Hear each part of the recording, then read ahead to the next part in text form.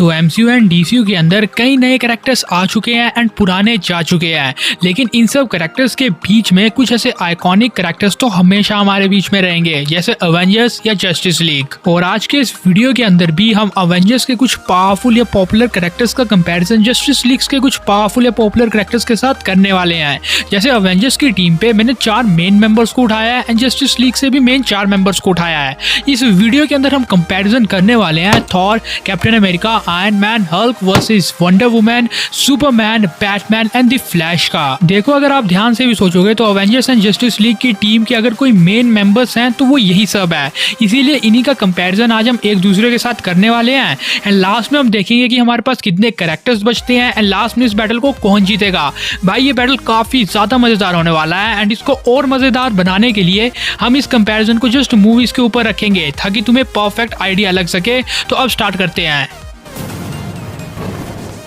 पहला कंपैरिजन करते हैं आयरन मैन वर्सेस बैटमैन का, जो कि एकदम नॉर्मल सी बात है कि इन दोनों कैरेक्टर्स को अगर तुम प्रिपेयर होने का टाइम दे दो तो कोई भी जीत सकता है। हालांकि बैटमैन के पॉसिबिलिटीज ज्यादा है आफ्टर प्रिपरेशन, लेकिन आयरन मैन को भी कम मत समझना। देखो, मूवीज के अंदर बैटमैन ने सुपरमैन तक को डिफीट कर दिया था आफ्टर प्रिपरेशन, लेकिन आयरन मैन का प्रिपरेशन रिकॉर्ड थोड़ा खराब ही है।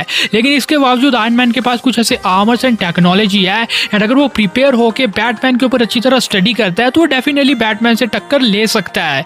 मैं ये कह रहा हूं कि प्रिपरेशन टाइम के बाद तो ना इन दोनों में से कोई भी बैटल को जीत सकता है, लेकिन जहां पे तुम विदाउट प्रिपरेशन टाइम बात करते हो तो वहां पे आयरन मैन के जीतने के ज्यादा चांसेस है हमेशा से। क्योंकि नॉर्मल बात यह है कि इंस्टेंटली मोमेंट में क्या करना है ये बैटमैन को उतनी अच्छी तरह आइडिया नहीं है जितना आयरन मैन के पास उसका एक्सपीरियंस है। आयरन मैन सेकंड्स के अंदर अपने मल्टीपल आर्मर्स को बुला सकता है, मल्टीपल ड्रोन्स बैटमैन के ऊपर छोड़ सकता है, पर अगर तुम बैटमैन की स्ट्रेटजीज को ध्यान से देखते हो तो बैटमैन एक काफी यूनिक स्ट्रेटजीज यूज करता है। सबसे पहले तो वो अपने अपोनेंट के ऊपर फुल रिसर्च करता है और उसके बाद ही प्लान बनाता है, जिसे हम प्रिपरेशन टाइम कहते हैं। इसीलिए प्रिपरेशन टाइम के बाद बैटमैन के जीतने के हमेशा से ज्यादा चांसेस रहते हैं किसी भी कैरेक्टर के ऊपर। लेकिन जहां पे तुम विदाउट प्रिपरेशन टाइम बात करो ना तो वहां पे बैटमैन सुपरमैन से सेकंड्स में हार सकता है। इसीलिए आयरन मैन को उसे डिफीट करना कोई बड़ी बात नहीं है। अगर वो प्रिपेयर होकर नहीं आते हैं तो इंस्टेंटली बैटमैन जब तक अपने नई इक्विपमेंट को बुलाने की कोशिश करेगा तब तक आयरन मैन उसकी बैंड बचा चुका होगा, क्योंकि उस पर्टिकुलर टाइम पे बैटमैन के आर्मर के पास इतनी टेक्नोलॉजी नहीं होगी जो आयरन मैन के पास है। भाई रिपल्सर्स, लेजर्स, कैमरा, शील्ड, पता नहीं क्या कुछ तो उसके पास ऐसे ही है। तो इसीलिए विदाउट प्रिपरेशन टाइम तो भाई बैटल आयरन मैन जीतेगा। लेकिन अगर तुम इन्हें प्रिपेयर होने का टाइम देते हो तो वहां पे बैटमैन के थोड़े से ज्यादा चांसेस है, क्योंकि बैटमैन स्ट्रेटजीज बनाने में सबका बाप है। तो सिंपल बात क्या है, ड्रॉ करते हैं यार, कम ऑन। देखो, दोनों कैरेक्टर्स को प्रिपेयर होने का टाइम अपन लोग देने वाले हैं तो उसके बाद कोई भी जीत सकता है, तो ड्रॉ करो यार। हम सिर्फ एक पॉसिबिलिटी में कंपेयर नहीं कर सकते कि विदाउट प्रिपरेशन आयरन मैन ज्यादा पावरफुल है, तुझे जिता दिया। ड्रॉ करो, कैंसिल करो दोनों को। क्या नेक्स्ट कंपैरिजन करते हैं थॉर वर्सेस वंडर वुमन का। अब थॉर का कंपैरिजन मैंने वंडर वुमन के साथ इसीलिए बिठाया है क्योंकि ये दोनों वॉरियर्स है, लेकिन आपको जान के हैरानी होगी कि fighting experience and fighting skills के मामले में वंडर वुमन थॉर से भी आगे है। देखो, थॉर अभी 1500 साल का है, उसने खुद कहा था, लेकिन वंडर वुमन 5000 सालों की है। उसके पास fighting reflexes and fighting skills का 5000 सालों का एक्सपीरियंस है। लेकिन क्वेश्चन ये आता है कि इतने एक्सपीरियंस के बाद भी क्या वंडर वुमन थॉर को डिफीट कर पाएगी? तो नहीं, क्योंकि थॉर के पास नेक्स्ट लेवल की पावर्स है। वंडर वुमन एंड थॉर के पावर लेवल में बहुत ही ज्यादा डिफरेंस है, इसीलिए थॉर इजीली वंडर वुमन से ज्यादा पावरफुल दिखेगा। देखो, स्टेप बाय स्टेप समझो। सबसे पहले अगर हम स्ट्रेंथ की बात करें तो उसमें थॉर आगे है, क्योंकि थॉर ने नेडवेयर्स के इन रिंग्स को मोड़ दिया था जिनका वेट प्लेनेट के जितना माना जाता है। एंड दूसरी सबसे इंपॉर्टेंट बात, इसने गार्डियंस की स्पेसशिप को अपोजिट डायरेक्शन में मूव तक किया है। सेकंड, अगर ड्यूरेबिलिटी की बात की जाए तो वहां पे भी थॉर बहुत ही ज्यादा आगे है वंडर वुमन से, क्योंकि इसने एक डाइंग स्टार के रेडिएशन को अपने ऊपर ले लिया था, जिसका रेडिएशन सन के कोर जितना गर्म होता है।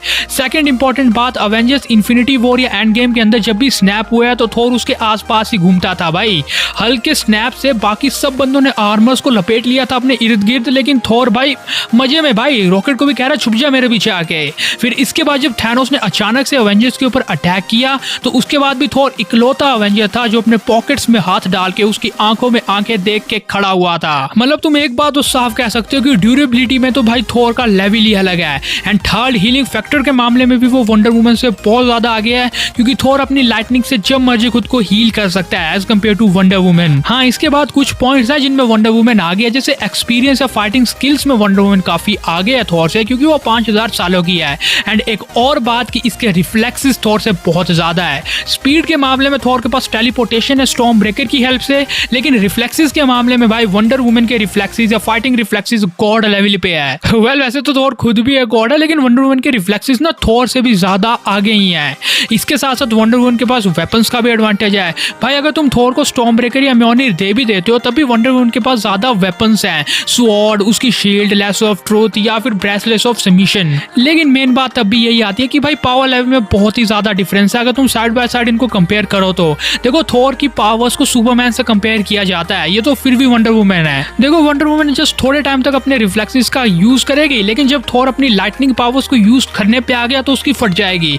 अब तुम लोग कहोगे कि जब एरिस ने ऐसा किया था तो वंडर वुमन ने अपने ब्रेसलेस ऑफ सबमिशन के अंदर उसकी लाइटनिंग को एब्जॉर्ब कर लिया था। तो मैं तुम्हें बता दूं कि थॉर की लाइटनिंग में ऐसा बिल्कुल नहीं होगा, क्योंकि थॉर की लाइटनिंग का लाइटनिंग पोटेंशियल या पावर एरिस से बहुत ही ज्यादा हाई है। क्योंकि कमॉन एरिस अपना गॉड ऑफ वॉर, अगर ये सेम काम ज्यूस ने किया होता ना तब तुम्हें पता चलता कि ओवरलोड होना क्या होता है। एक सबसे पहली बात तो ये हो गई। सेकंड बात कि थॉर के पास स्टॉर्म ब्रेकर है जो इकलौता वेपन वंडर वुमन के किसी भी वेपन से ज्यादा पावरफुल है, क्योंकि इससे तुम बायफोर्स खोल सकते हो एंड बायफोर्स से ना पूरा प्लेनेट तक तबाह हो सकता है। एंड थॉर का ये स्टॉर्म ब्रेकर इतना पावरफुल वेपन है जो कि किसी को भी काट के रख सकता है। इसने अगर थैनोस की बॉडी को काट दिया तो ये बाकी किसी को तो काट ही देगा।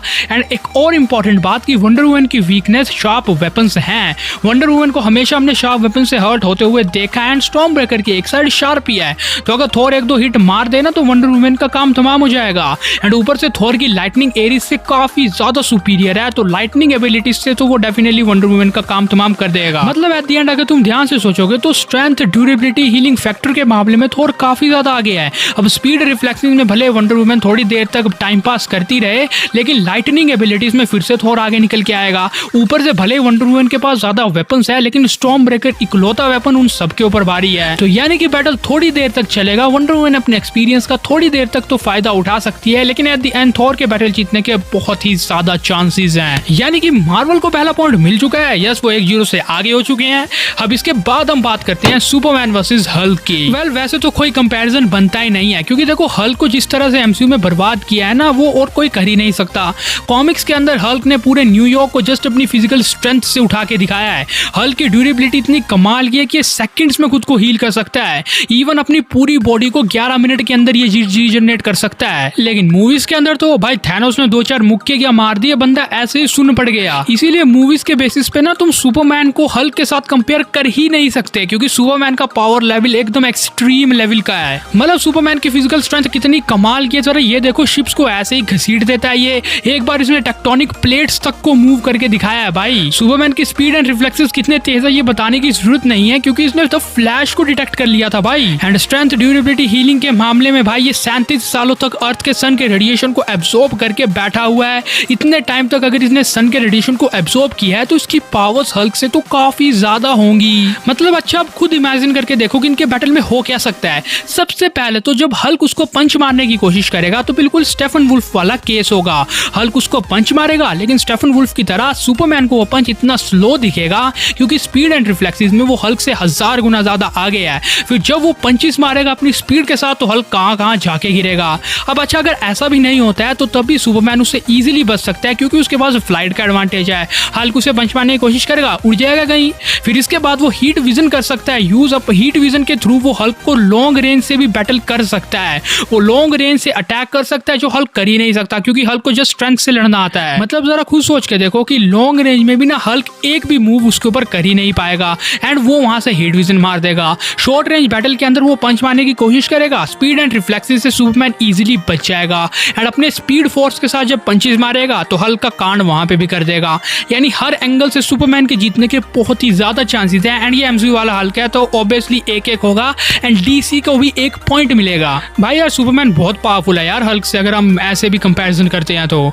क्या लास्ट बात करते हैं the flash versus captain America की, जिसमें भी एकदम क्लियर कट विनर फ्लैश ही निकल के आएगा।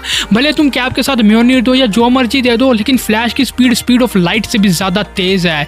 उसने स्पीड ऑफ लाइट से ज्यादा तेज ट्रेवल किया है, टाइम को रिवर्स भी किया है। अब तुम कह सकते हो कि वो बार बार ऐसा नहीं कर सकता, लेकिन तब भी उसकी स्पीड ऑफ लाइट तक टच करती सकती है नॉर्मली भी। भाई कोई चांस ही नहीं है, कैप्टन अमेरिका उसे देख ही नहीं सकता। तुम बात क्या कर रहे हो यहाँ पे? कैप्टन अमेरिका उसे देखने की कोशिश करेगा तब तक एक पंच में ही वो कैप को सुला चुका होगा, क्योंकि उसके स्पीड फोर्स के साथ जब उसका पंच पिलता है ना तो तुम्हें पता है कि क्या इंपैक्ट निकलेगा। और अब कुछ ज्ञानी लोग ये कहने वाले हैं कि अगर तुम उसे म्योनिर दो तो वो फ्लैश के ऊपर म्योनिर रख देगा, काम खत्म। तो ऐसा होगा ही नहीं भाई।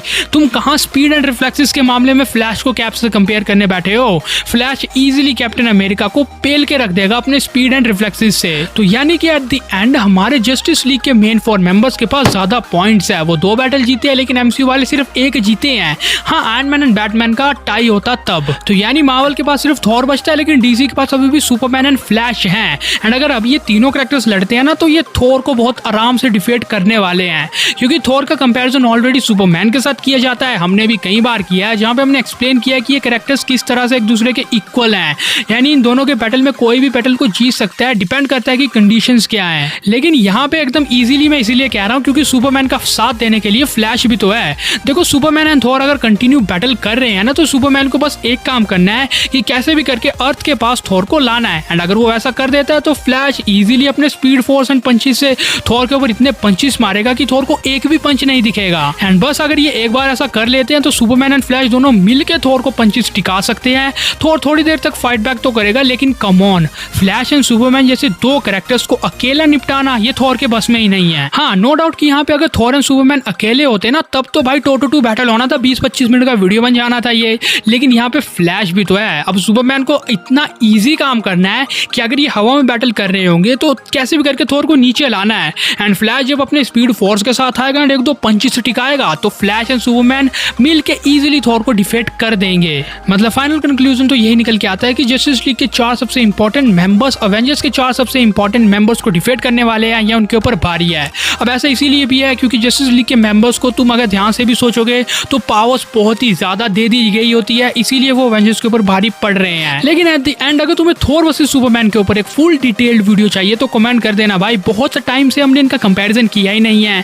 अभी करंट फॉर्म्स का कर देंगे, फिर जो Thor love and thunder versus Superman की वही वाली फॉर्म, क्योंकि हमने बहुत पहले इनका कंपैरिजन किया है, मतलब 3-4 साल हो गए होंगे आई थिंक। तो इसीलिए रिन्यू कर देंगे। अगर तुम्हें थॉर वर्सेस सुपरमैन का एक और कंपैरिजन वीडियो चाहिए तो बस कमेंट कर देना। लेकिन आज के इस वीडियो को तो आई गेस जस्टिस लीग जीत रही है। लेकिन अगर तुम्हें ये वीडियो पसंद आया तो उसे लाइक एंड शेयर कर सकते हो, चैनल को सब्सक्राइब करके बगल वाले बेल आइकन को जल्दी ऑन कर सकते हो। And thanks for watching this video guys, bye.